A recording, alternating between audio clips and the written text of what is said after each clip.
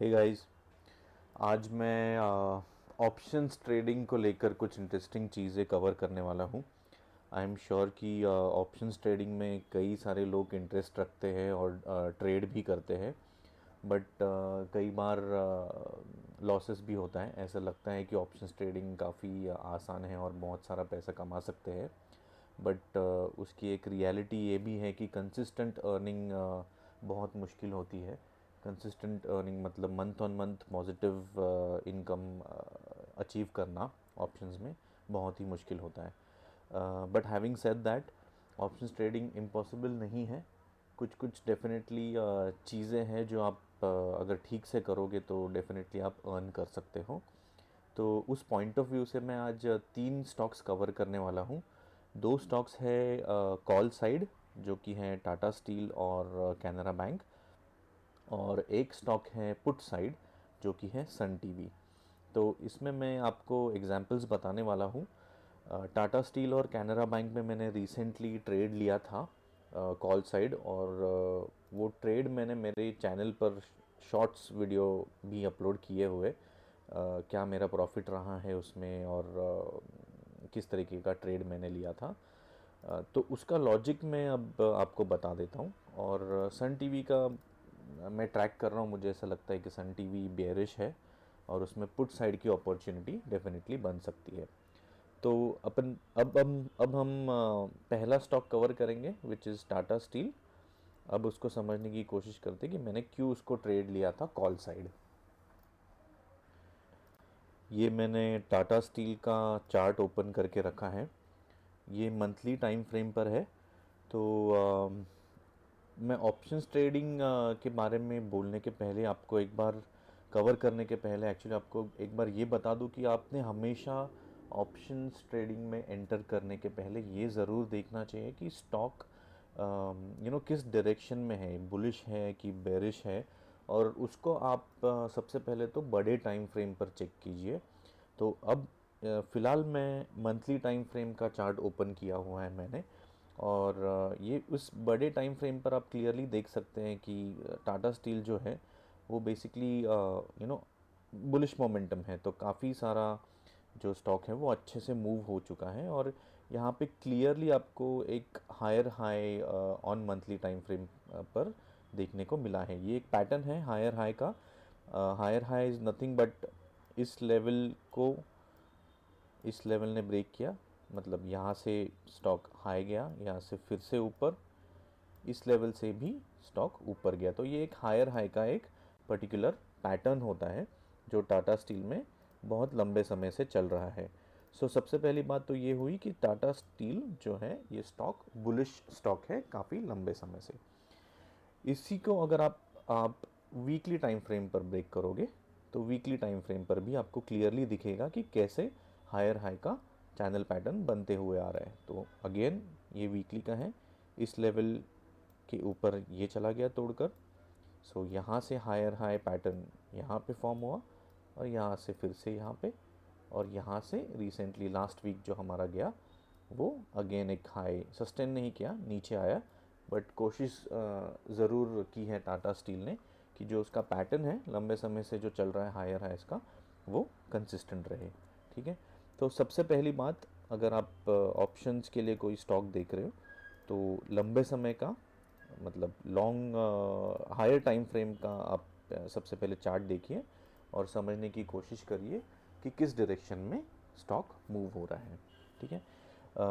अब ये weekly time frame है। अब यहाँ पे एक पर्टिकुलर चीज़ हो रही है, मैं आपको दिखा दूँ। क्योंकि मैंने जो कॉल साइड का जो ट्रेड लिया था वो रीसेंट मतलब लास्ट वीक ही लिया था। अब मैं आपको समझाने की कोशिश करूँगा कि क्यों लिया था और क्या रीजंस थे। अब वीकली टाइम फ्रेम पर एक और चीज़ है, अगर आप नोटिस करोगे तो ये देखिए यहाँ पे एक रेजिस्टेंस बना हुआ था स्टॉक में। ये देखिए मैं यहाँ पे रेड मार्क करके रखता हूँ ताकि आपको क्लियरली दिखे।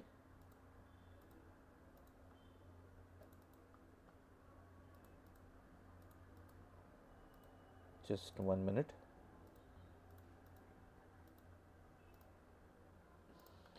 ये देखिए, ये एक क्लियर रेजिस्टेंस है वीकली टाइम फ्रेम पर। मैं आपको ठीक से समझा देता हूँ। मैं इसलिए बोल रहा हूँ ये रेजिस्टेंस है, और ये रेंज है एक अराउंड 136 रुपीज़ से लेके 140 रुपीज़ के आसपास। और इसको मैं रेजिस्टेंस इसलिए मान रहा हूँ क्योंकि बार बार प्राइस यहीं से नीचे आ रही थी। एक बार यहाँ से नीचे आई, फिर ऊपर चली गई, फिर इसी लेवल से प्राइस नीचे आई। यहाँ पे अगर आप देखोगे तो उसके पास में थी, यहाँ से फिर से नीचे आई, और यहाँ पर भी प्राइस को कहीं ना कहीं भले ही 140 के थोड़ा ऊपर चलेगी, बट यहीं से प्राइस फिर से नीचे आ गई। तो वीकली टाइम फ्रेम पर एक बात क्लियर है कि 136 से लेके 140 का जो रेंज था वो एक क्लियर रेजिस्टेंस बना हुआ था। अब जब भी स्टॉक्स अगर कोई रेजिस्टेंस ब्रेक करते हैं, तो जब वो ब्रेक करते हैं तो वो काफ़ी अच्छा मूव देते हैं, ठीक है। सो उसी पॉइंट के वजह से मैं ये एक्सपेक्ट कर रहा था कि ये जो रेजिस्टेंस है वो टाटा स्टील ब्रेक कर देगा, और उसी रीज़न के वजह से मैंने लास्ट वीक इसमें कॉल साइड की ऑप्शंस ट्रेड की थी, ओके। अब हम इसको डेली टाइम फ्रेम पर समझने की कोशिश करते हैं। वीकली टाइम फ्रेम पर तो अब हम क्लियर है कि यहाँ पे एक रेजिस्टेंस था। अब हम डेली टाइम फ्रेम पर समझने की कोशिश करेंगे कि ये रेजिस्टेंस क्यों ब्रेक हुआ, कैसे ब्रेक हुआ, और वहाँ पे ऑप्शन की क्या अपॉर्चुनिटी बनी थी। अब मैं आपको लेकर चलता हूँ डेली के टाइम फ्रेम पर। ये डेली का टाइम फ्रेम है, और फिर से एक बार बस बता दो आपको कि ये देखिए, यही वो रेजिस्टेंस की बात कर रहा था मैं। डेली के टाइम फ्रेम पर भी आपको क्लियरली समझ में आएगा। तो अब हम समझने की कोशिश करते हैं कि क्यों मैं एक्सपेक्ट कर रहा था कि ये रेजिस्टेंस जो है 136 से लेके 140 का ब्रेक होगा, और वहाँ पे क्यों ऑप्शन की एक अपॉर्चुनिटी आ रही है, ठीक है। तो सबसे पहली बात, यहाँ पे जब last time price once again 140 level के आसपास से जब नीचे आई, तो नीचे आने के बाद एक महीने भर का कंसोलिडेशन चला इसमें। तो अगर आप ये पूरा मूव देखोगे, ये पूरे एक मंथ का मूव है जहाँ पर प्राइस कंसोलिडेट हो रही थी। कंसोलिडेट हो रही थी मतलब एक ही रेंज में घूम रही थी। तो प्राइस नीचे आई, फिर ऊपर चली गई, इसी हमारे जो रेजिस्टेंस है उसी रेंज में आई, यहाँ से फिर नीचे चली गई, फिर ऊपर, फिर से नीचे, और उसके बाद एक लगभग अगर आप देखोगे तो 3-4 दिन छोटे छोटे बेस कैंडल्स प्राइस क्रिएट कर रही थी, ठीक है। अब यहाँ पे बेसिकली ये एक इम्पॉर्टेंट चीज़ है जो मैं आपको बता दूँ कि यही से बेसिकली टाटा स्टील जो है वो आपको क्लियरली कुछ इंडिकेट कर रहा था कि ये एक मूव देने वाला है। और मैं ये इसलिए आपको कह रहा हूँ क्योंकि अगर आप 20 EMA की लाइन देखोगे तो ये जो ब्लू लाइन है जो चल रही है, ये एक 20 EMA का एक्सपोनेंशियल मूविंग एवरेज की लाइन है, ठीक है। इस लाइन के ऊपर प्राइस 3-4 दिन तक क्लियरली कंसोलिडेट करती रही। अगर आप देखोगे तो इस दिन एक बेस कैंडल क्रिएट किया, ऊपर चली गई, फिर नीचे आ गई। यहाँ पे भी एक बेस कैंडल क्रिएट किया, उसके बाद अगेन एक बेस कैंडल, उसके बाद अगेन एक बेस कैंडल। अब यहाँ पे हो क्या रहा है, आपने इस चीज़ को गौर से देखना चाहिए कि इसके पहले अगर आप देखोगे तो स्टॉक जो है वो थोड़े बड़े रेंज में मूव हो रहा था। देखिए ये रेंज चल रहा था स्टॉक का, ठीक है। तो यहाँ से लेके यहाँ तक प्राइस मूव हो रही थी, लेकिन पिछले 3-4 दिनों से, ये मूव आने के पहले 3-4 दिनों से वो रेंज बिल्कुल नैरो हो गई थी, बस इतनी सी रेंज थी, ठीक है। तब जब भी प्राइस में रेंज नैरो होती है तो वहाँ पे बहुत हाई चांसेस होते हैं कि एक बड़ा मूव आए। अब ये ज़रूरी नहीं है कि बड़ा मूव आए इसका मतलब है ऊपर ही जाए, ऐसा भी हो सकता है कि रेंज नैरो होने के बाद प्राइस नीचे भी जा सकती है, ठीक है। तो आपको ये भी ध्यान से देखकर समझ में आ जाना चाहिए कि प्राइस में बुलिशनेस है या बेरिशनेस है। तो मैं आपको फिर से एक बार पीछे लेकर चलूँगा। आपने, जैसे मैंने कहा, बड़े टाइम फ्रेम पर आपने देखा था कि बुलिशनेस है, और छोटे टाइम फ्रेम पर भी आपको दिख रहा है कि रेंज जो है वो नैरो हो रही है, ठीक है। अब एक और इंटरेस्टिंग चीज़ इसमें है जिसको देखकर मैंने डिसाइड किया था कि मैं इसमें अब ऑप्शन में एंट्री लूँगा, और वो है ये कैंडल जो 2 फेब की कैंडल है, ठीक है। और जो मैंने एंट्री ली थी ऑप्शन की, वो ऑप्शन बाइंग में ली थी। और ऑप्शन बाइंग में सबसे इम्पोर्टेंट चीज़, दो चीज़ें होती हैं। एक तो आपका डायरेक्शन, मतलब आपको अपने ठीक से प्रिडिक्ट या ठीक से आपको समझ होनी चाहिए कि प्राइस ऊपर जाएगी या नीचे जाएगी, वो डायरेक्शन हुआ। और दूसरी इम्पोर्टेंट चीज़ है आपका टाइम। तो टाइम अगर स्टॉक ने बहुत ज़्यादा ले लिया मूव देने में, तो आपका प्रीमियम जो है वो डीके होता है, और काफ़ी डीके होता है, तो ऑप्शंस में आपको फ़ायदा नहीं होता है। ठीक है, उसका एक एग्जांपल दे दूं मैं। अगर आपने यहाँ कहीं एंट्री ली होती ऑप्शंस बाइंग में, तो इसका कंसोलिडेशन तो पूरे महीने भर चला। ठीक है, सो टेक्निकली आपका प्रीमियम काफ़ी डीके हो जाता है जब इतना कंसोलिडेशन होता है। ठीक है, तो अब वापस चलते हैं इस पॉइंट पर कि मैंने 2 फेब को इसमें एंट्री क्यों ली थी, और मैं मुझे कैसे इसका इंडिकेशन आ गया था कि यहाँ पे एक मूव आ सकता है। अब हम फोकस करते हैं 2 फेब की कैंडल पर, जिस दिन मैंने कॉल साइड में एंट्री ली थी। ठीक है, सबसे पहली बात जो मुझे इंडिकेट कर रही थी वो है कि अगेन ये वाला जो एक रेजिस्टेंस बन रहा था, देखिए इस दिन, ये दिन, ये दोनों दिन इस लेवल को बेसिकली क्रॉस नहीं कर पा रहे थे, और ये लेवल है अराउंड 136 रुपीज़ के आसपास। लेकिन 2 फेब को जब ट्रेड हो चल रहा था, तब इस लेवल को प्राइस ने क्रॉस कर दिया था। तो सबसे स्ट्रॉन्ग और पहला इंडिकेशन ये है कि ये छोटा सा जो रेंज बन रहा था, जो छोटा सा जो रेजिस्टेंस बन रहा था, उसको 2 फेब की कैंडल जब मैं लाइव इसको देख रहा था तो बिल्कुल क्रॉस कर रही थी। तो जब ये क्रॉस कर रही थी 136 लेवल के आसपास को, उस समय पे मैंने डिसाइड कर लिया था कि इसमें एंट्री लेनी चाहिए। ठीक है, अब ये तो सिर्फ मैं इस रेजिस्टेंस की बात कर रहा हूँ, लेकिन हमारा बड़ा रेजिस्टेंस तो अभी भी बाकी है, जो कि 140 लेवल के आसपास का है। तो उसका मैंने कैसे डिसीजन लिया, मैं आपको ये बता दूँ। अब सबसे पहली बात, ये जो रेजिस्टेंस पॉइंट है वो मल्टीपल टाइम्स अब टेस्ट हो चुका है। सो पहला यहाँ से शुरुआत हुई थी, दूसरी बार यहाँ पे टेस्ट हुआ, तीसरी बार यहाँ पे टेस्ट हुआ, चौथी बार थोड़ा सा क्रॉस करके यहाँ पे टेस्ट हुआ। अब इसको आप थोड़ा सा ध्यान से देखिए। ठीक है, इस रेजिस्टेंस को टेक्निकली, ये जो लेवल है, एक मिनट सॉरी, ये देखिए, ये 140 की जो लेवल है उसको टेक्निकली यहाँ पे प्राइस ने क्रॉस कर दिया था, सस्टेन नहीं कर पाई। ठीक है, यहाँ से प्राइस नीचे आई, बट एक बार के लिए इस रेजिस्टेंस को बिल्कुल ब्रेक करके प्राइस ऊपर चली गई थी। तो ये रेजिस्टेंस जो है 136 से लेके 140 रुपीज़ का धीरे धीरे वीक हो रहा था, बिकॉज मल्टीपल टाइम्स टेस्ट हो रहा था, वहाँ यहाँ भी टेस्ट हुआ और यहाँ पे भी टेस्ट हुआ। सो सबसे पहला इंडिकेशन ये है कि प्राइस ने इस रेंज को ब्रेक करके ऊपर चली गई, भले ही उसके बाद नीचे आई, बट ये एक इम्पॉर्टेंट पॉइंट है कंसिडर करने का। तो जब आप ऑप्शंस में एंट्री लेने की जब सोच रहे हो, तो इन सारी चीज़ों पे आपने ध्यान देना चाहिए। ठीक है, तो और एक और चीज़ इम्पॉर्टेंट ऑप्शंस बाइंग में स्पेशली ये होती है कि आपने रुक के सही समय पर एंट्री लेना बहुत ज़रूरी है।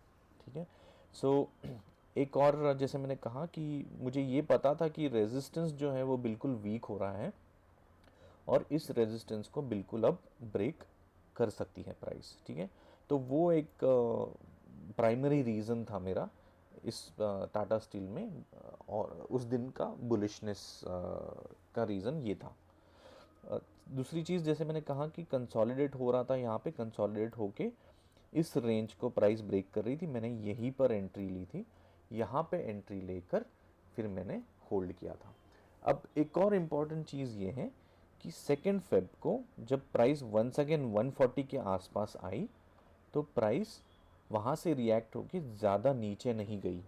मैं उसी दिन की बात कर रहा हूँ।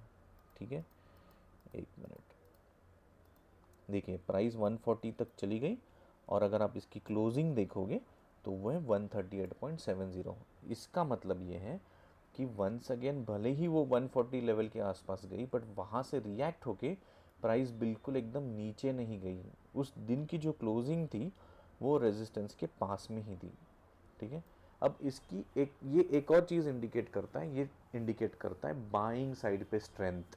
ये बुलिशनेस की स्ट्रेंथ बेसिकली इंडिकेट करता है। यहाँ पे आपको ये कैंडल ये इंडिकेट कर रही है कि भले ही वहाँ पे रेजिस्टेंस है, बट मेरी कैंडल जो है वो ग्रीन में क्लोज हुई है और उस रेजिस्टेंस के पास में क्लोज हुई है, तो वो रेजिस्टेंस काफ़ी हद तक वीक हो चुका है।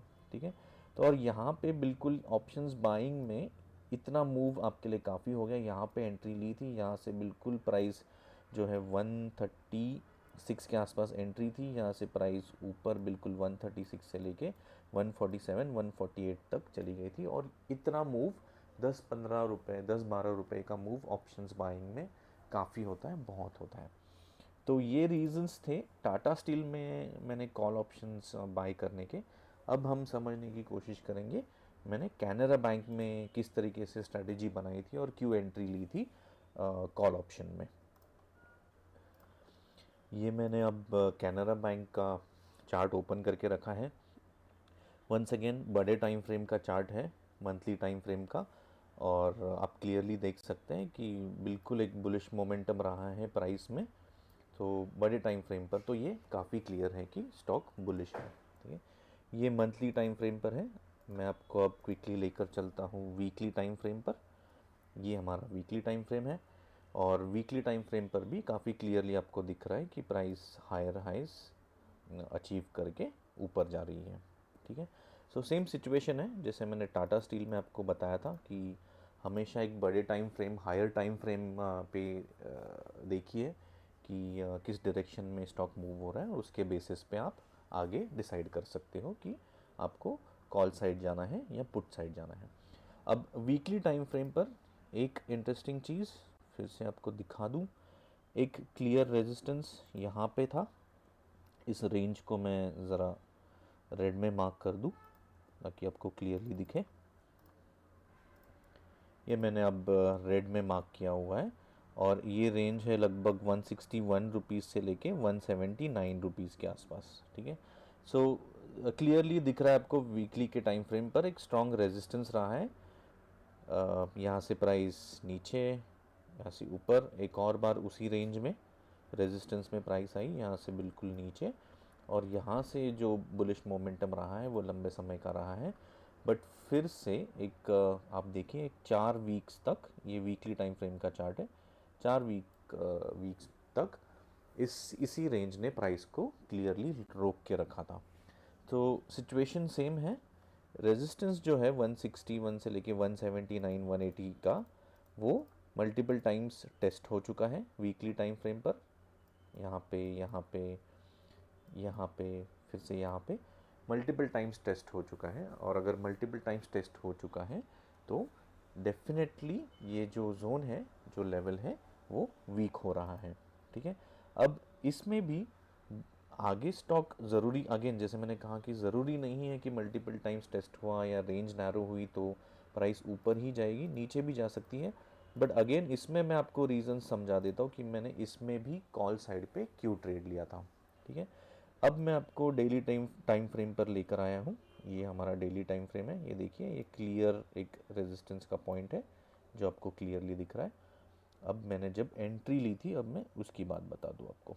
ठीक है, यहाँ पे मैंने एंट्री ली थी इस टाइम पीरियड में। ठीक है, सबसे पहली बात, फिर से एक और बार 179 180 के आसपास से प्राइस नीचे आई। ठीक है, क्योंकि हर बार प्राइस टेस्ट करते हुए आ रही है। ठीक है, अब आपके मन में ये क्वेश्चन ज़रूर आ सकता है कि अगर मल्टीपल टाइम्स टेस्टेड है तो, और यहाँ पे भी ये जो कैंडल है वो ग्रीन में क्लोज हुई थी, तो यहाँ से प्राइस फिर क्यों ऊपर चली नहीं गई, यहाँ से क्यों नीचे आई? उसका एक रीज़न मैं आपको बता दूँ। ये जो 480 479 का जो लेवल है, वो एक्चुअली अगर आप देखोगे तो फर्स्ट टाइम टेस्ट हुआ था रेजिस्टेंस के इस लेवल को, फर्स्ट टाइम टेस्ट किया था। इसके पहले प्राइस नीचे से चली गई थी, ये देखो यहाँ से प्राइस नीचे चली गई थी, मतलब इस लेवल से। लेकिन ये 179 का जो लेवल है, जहाँ से जो काइंड ऑफ ओरिजिन था इस मूव का, उस लेवल को प्राइस ने फर्स्ट टाइम टेस्ट किया था इस कैंडल ने। आपको मार्किंग्स हटा के दिखा देता हूँ मैं, just give me a minute. ये देखिए, ये देखिए, बहुत लंबे समय के बाद इस लेवल को फर्स्ट टाइम 479 लेवल को टेस्ट किया था। तो ये भी आपने ध्यान देकर देखना चाहिए कि कितनी बार टेस्ट हुआ है, लेवल कौन सा लेवल टेस्ट हुआ है। तो यहाँ पे प्राइस जब आई तो रेजिस्टेंस ने फिर से अपना एक रिएक्शन दिया और यहाँ से फिर से प्राइस नीचे चली गई। अब यहाँ पे एक इम्पॉर्टेंट चीज़ है, ठीक है, प्राइस ने रिएक्शन दे के जब नीचे चली गई तो बहुत ज़्यादा नीचे नहीं गई, तो 480 लेवल के आसपास, 480 लेवल के आसपास से प्राइस आ गई अराउंड 449 450 के आसपास, ठीक है। अनलाइक जैसे यहाँ से प्राइस बिल्कुल ही नीचे आ गई थी, यहाँ से भी बिल्कुल नीचे आ गई थी, वैसे नहीं हुआ था प्राइस में। इसका मतलब क्या है कि सेम सेम चीज़, सेम रीज़न, रेजिस्टेंस जो है वो वीक हो चुका है, ठीक है। अगर ये स्ट्रॉन्ग रेजिस्टेंस होता तो प्राइस यहाँ से फिर से ऊपर आती ही नहीं। अगर स्ट्रॉन्ग रेजिस्टेंस होता प्राइस यहाँ से फिर से नीचे चली जाती। तो सबसे नंबर वन इंडिकेशन अगेन ये है कि रेजिस्टेंस अब वीक हो चुका है। अब इसका मतलब ये नहीं है कि बस यहाँ पे ही ऑप्शंस में एंट्री ले लो और यहाँ से बस एक्सपेक्ट करो कि बुलिशनेस आएगी, ठीक है। इसका इम्पॉर्टेंट पॉइंट ये था कि यहाँ से अगर प्राइस ऊपर की तरफ आ रही है तो आपने फिर भी वेट करना चाहिए उसको कंसोलिडेट करने का। अब सेम चीज़ में हुई है, 2-3 दिन तक इसी रेंज में प्राइस कंसोलिडेट करती रही, ठीक है, बेस कैंडल्स बनते रहे। प्राइस वंस अगेन 140 लेवल के आसपास आई, रिएक्ट हुई, नीचे गई, लेकिन बिल्कुल ग्रीन में यहाँ यहीं पे क्लोज हुई, फिर से गई, रिएक्ट हुई, ज़्यादा नीचे नहीं गई, यहीं पे क्लोज हुई, एक और बार फिर से 140 के आसपास गई, लेकिन फिर से ज़्यादा नीचे नहीं गई। So the whole point is जो रेजिस्टेंस है वो धीरे धीरे वीक हो रहा है, उस रेजिस्टेंस लेवल को प्राइस किल कर रही है, ठीक है। और अल्टीमेटली जब यहाँ पे एक कंसोलिडेशन हो गया उसके बाद एक बिल्कुल बड़ा मूव हमें देखने को मिला। सो कैनरा बैंक में भी एक सेम स्टोरी है। रेजिस्टेंस किस तरीके से वीक हुआ, सबसे पहली बात तो बड़े टाइम फ्रेम पर बुलिशनेस थी, ये मंथली टाइम फ्रेम पर, वीकली टाइम फ्रेम पर भी क्लियर था। वीकली टाइम फ्रेम पर एक अच्छा खासा रेजिस्टेंस हमें देखने को मिला 461 से लेके 479 480 तक का, और उसी लेवल पे प्राइस कंसोलिडेट करती रही। मैं आपको अभी डेली के टाइम फ्रेम पर लेकर चलता हूँ, यहाँ पे प्राइस कंसोलिडेट करती रही और उस लेवल को ब्रेक करके प्राइस ने बिल्कुल एक बड़ा मूव दे दिया। नाउ अगेन ऑप्शंस बाइंग में ये बहुत ही बढ़िया मूव है, 480 से लेके 570। ऑफ कोर्स इतना होल्ड आपको करने की ज़रूरत नहीं है, बट ये 1-2 दिन का मूव भी अगर आप कैच कर लोगे तो वो इनफ होता है ऑप्शंस बाइंग में। सो कैनरा बैंक में भी सिमिलर सिचुएशन थी और ये मेरे रीजंस थे इन ट्रेड्स में कॉल साइड पे एंट्री लेने की। अब इन दोनों में मैंने कितना कमाया है और कौन से प्रीमियम्स लिए थे, मैंने मेरे यूट्यूब चैनल पर शॉर्ट्स में ये वीडियो डाला है, मेरे अर्निंग्स की स्क्रीनशॉट्स भी हैं, आप देख सकते हो। काफ़ी अच्छी अर्निंग हुई थी मुझे इन दोनों स्टॉक्स में। अब मैं लेकर चलता हूँ आपको सन टीवी में। मैं इसमें एक पुट साइड का बेसिकली ट्रेड प्लान कर रहा हूँ और इसको अब हम समझने की कोशिश करेंगे कि क्यों मैं इसको पुट साइड में ट्रेड प्लान कर रहा हूँ। ये सन टीवी का चार्ट है। अगेन में हम हायर टाइम फ्रेम से चालू करेंगे। स्टॉक ने एक अच्छा खासा मूव दिया है, एक बुलिश मूव दिया है, लेकिन आई एम श्योर कि आपके मन में ये सवाल ज़रूर आएगा कि अगर स्टॉक ने बुलिश मूव दिया है हायर टाइम फ्रेम पर तो मैं पुट साइड की ट्रेड क्यों प्लान कर रहा हूँ। तो अगर आप मंथली टाइम फ्रेम पर देखोगे तो पिछले 2 महीनों से बिल्कुल एक बेरिश मोमेंटम रहा है। तो ये लास्ट मंथ की कैंडल है, जैन की, जो रेड में क्लोज हुई है, और फेब मंथ भी बेरिश लग रहा है। तो भले ही स्टॉक ने एक मूव दिया है बट पिछले 2 महीनों से एक बेरिश मूवमेंट बिल्कुल नज़र आ रहा है, ठीक है। तो ये रहा हमारा मंथली का टाइम फ्रेम। अब मैं आपको क्विकली इसमें लेकर चलता हूँ, एक्चुअली डेली के टाइम फ्रेम पर मैं अब लेकर चलता हूँ। अगर आप डेली के टाइम फ्रेम पर देखोगे तो लंबे समय से सन टीवी जो है वो एक पर्टिकुलर रेंज में घूम रहा था। ये देखिए रेंज, और ये सपोर्ट है जो मैंने ब्लू में मार्क करके रखी है, और ये रेजिस्टेंस है, और काफ़ी लंबे समय से इसी रेंज में प्राइस घूम रही थी। और ना कि जस्ट घूम रही थी, ये भी बिल्कुल एक हायर हाइज पैटर्न क्रिएट करती हुई जा रही थी। हायर हाइज मैंने आपको टाटा स्टील में समझाया कि क्या होता है हायर हाइज।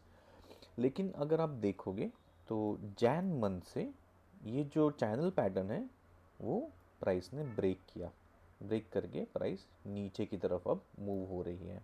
ठीक है, सबसे पहला इंडिकेशन बियरिशनेस का ये है कि प्राइस ने चैनल को ब्रेक किया है और नीचे जा रही है। ठीक है, अब दूसरा इंडिकेशन अगर मैं आपको दिखा दूँ, स्ट्रॉन्ग इंडिकेशन वीकली के टाइम फ्रेम पर, अगेन ये जो 20 EMA वीकली के टाइम फ्रेम की लाइन है, ये ब्लू लाइन।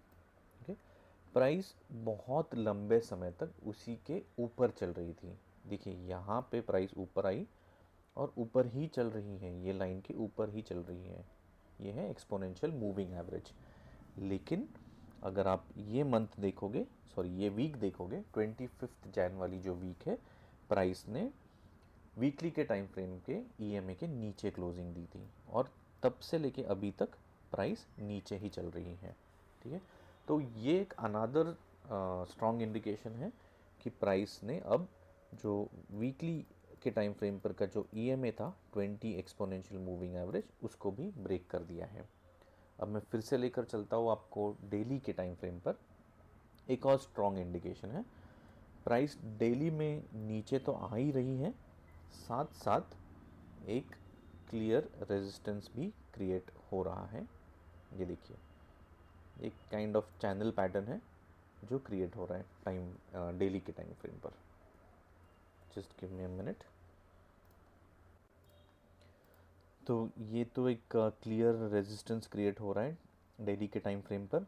अब एक और चीज़ है जो एक और काइंड ऑफ इंडिकेशन देगी हमें आगे चल के। ये जो लेवल है, ये 617 618 के आसपास का जो लेवल है, वो एक काइंड ऑफ सपोर्ट लेवल बन चुका है सन टीवी के लिए। सपोर्ट लेवल में इसलिए बोल रहा हूँ क्योंकि प्राइस यहाँ से नीचे आई और 617 615 के आसपास से आई, से फिर से ऊपर चली गई, यहाँ से फिर नीचे आई और प्राइस एक बार के लिए फिर से इसी रेंज, इसी सपोर्ट लेवल के आसपास रुक गई है। ठीक है, अब एक और इंडिकेशन आगे क्या हो सकता है, अगर प्राइस ने ये हमारा 615 टू 617 का लेवल जो सपोर्ट लेवल है वो ब्रेक किया और प्राइस अगर नीचे आई, तो अगेन यहाँ पे चांसेस हो सकते हैं आप कि पुट साइड की ट्रेड में एंट्री कर सकते हो। लेकिन एक और चीज़ मैं आपको थोड़ा सा वार्न कर दूं कि ये ज़रूरी नहीं है कि वो अगर सपोर्ट लेवल टूट गया तो प्राइस बिल्कुल ही नीचे आएगी। यहाँ पे नीचे की लेवल पे अच्छे डिमांड जोन्स और अच्छा सपोर्ट है जहाँ से प्राइस फिर से ऊपर आ सकती है। लेकिन एक चीज़ आप डेफिनेटली कर सकते हो, वो है कि सपोज़ प्राइस अगर यहाँ से ऊपर की तरफ आई, तो ये आप गौर से देखिए, जो डेली का 20 EMA है, ये ब्लू लाइन, ठीक है, ये उसको बिल्कुल रोक रहा है प्राइस को। ये देखिए, ये ब्लू लाइन के नीचे ही प्राइस चल रही है। ठीक है, इन केस अगर प्राइस यहाँ से ऊपर आई तो आप एंट्री एक्चुअली डेली के 20 EMA के आसपास ले सकते हो और एग्ज़िट रख सकते हो यहाँ पर। मैं यहाँ पर इसलिए बोल रहा हूँ, एक मिनट मैं बाकी के मार्किंग्स हटा दूँ।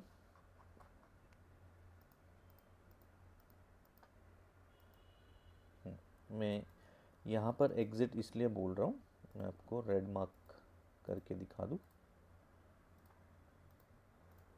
क्योंकि यहाँ से एक शार्प फॉल आया था। देखिए ये दिन पे, ये है 5 फेब की कैंडल, तो यहाँ से एक शार्प फॉल आया था और प्राइस एकदम नीचे चली गई थी।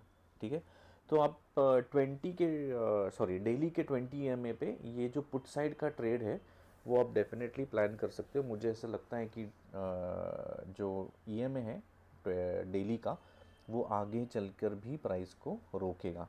तो वहाँ पे एक क्विक ट्रेड की अपॉर्चुनिटी बन रही है पुट साइड पर। ठीक है, ये मेरे एनालिसिस के बेसिस पे है और मुझे अगर इसमें मौका मिला तो मैं शायद इसमें एंट्री लूँगा। तो आप एक चीज़ ज़रूर, मुझे पता नहीं है कि आपने नोटिस की या नहीं, मैंने कहीं पर भी कोई भी इंडिकेटर या कोई भी OI डेटा नहीं यूज़ किया, या ना ही मैं आपको बता रहा हूँ कि आपने इंडिकेटर यूज़ करना चाहिए। ठीक है, मैं ये नहीं बोल रहा हूँ कि इंडिकेटर्स अच्छे हैं या गंदे हैं, but to be honest indicators की ऑप्शंस ट्रेड में कोई ज़रूरत नहीं है।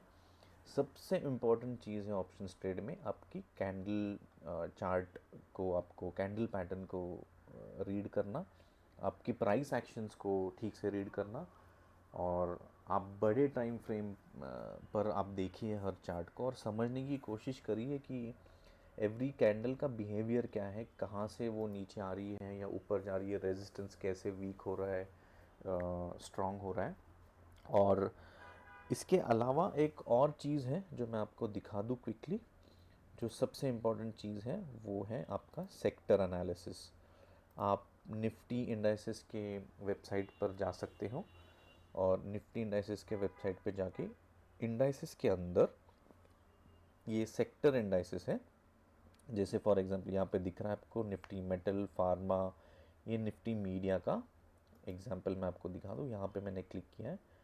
अब इस निफ्टी मीडिया के अंदर जितने भी स्टॉक्स आते हैं और उन स्टॉक्स का क्या कंट्रीब्यूशन है वो आप चेक कर सकते हो। यहाँ पे फैक्ट शीट पे क्लिक करो और ये एक पीडीएफ खुलेगा। ये देखिए ये सारे स्टॉक्स हैं और उनका वेटेज क्या है यहाँ पे दिया हुआ है।